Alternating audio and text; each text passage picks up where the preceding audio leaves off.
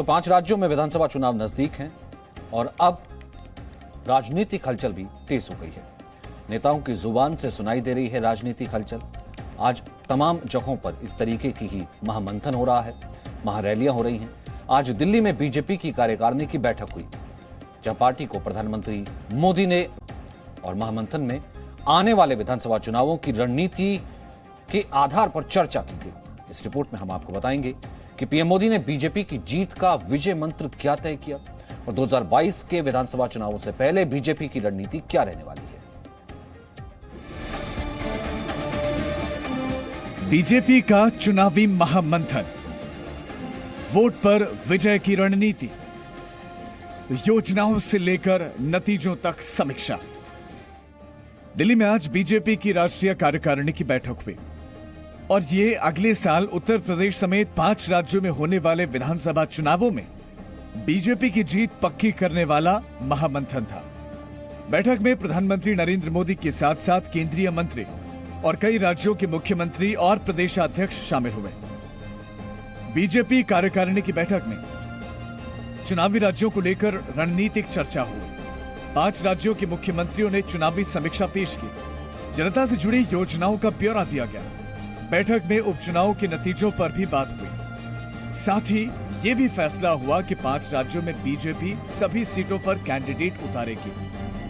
इस बैठक में चुनावी मंथन के इतर प्रधानमंत्री मोदी ने विजय मंत्र दिया, जिसका जिक्र बैठक के बाद हुई बीजेपी की प्रेस कॉन्फ्रेंस में केंद्रीय मंत्री भूपेंद्र यादव ने किया।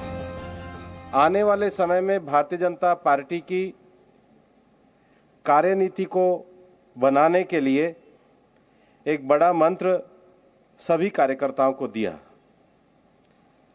उन्होंने कहा कि भारतीय जनता पार्टी के कार्यकर्ताओं को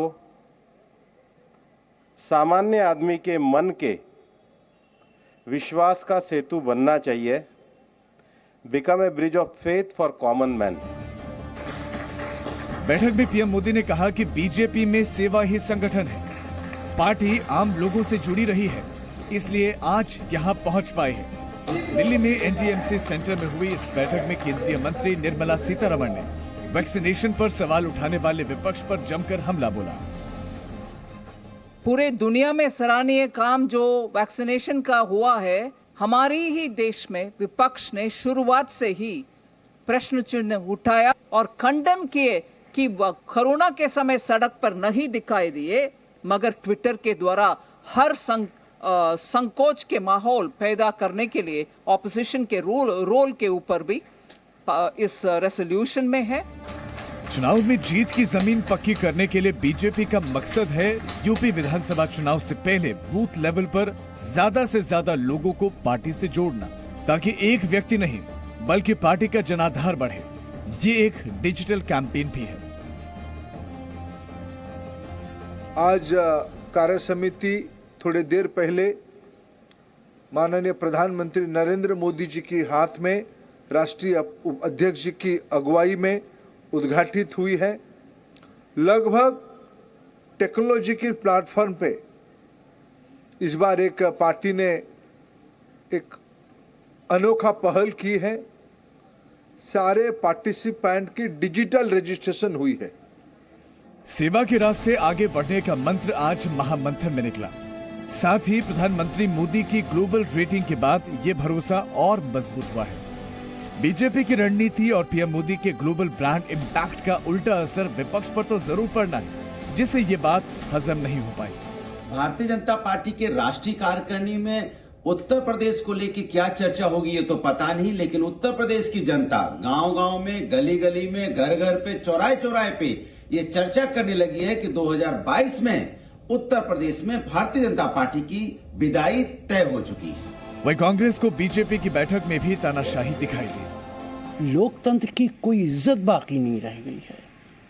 प्रधानमंत्री और उनके मुख्यमंत्री ऐसा लगता है कि हमेशा सत्ता उनके पास रहेगी और वो डिक्टेटरशिप के रास्ते पर चल पड़े हैं।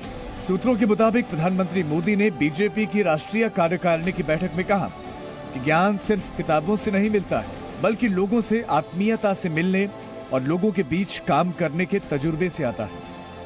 अब देखना यह होगा कि सबसे बड़े जनाधार वाली पार्टी का तजुर्बा 2022 के विधानसभा चुनाव में क्या नतीजे लेकर आता है। दिल्ली से रविंद्र कुमार के साथ bureau report, ji media. Presenting B News app, available on Google Play and App Store. Download it now.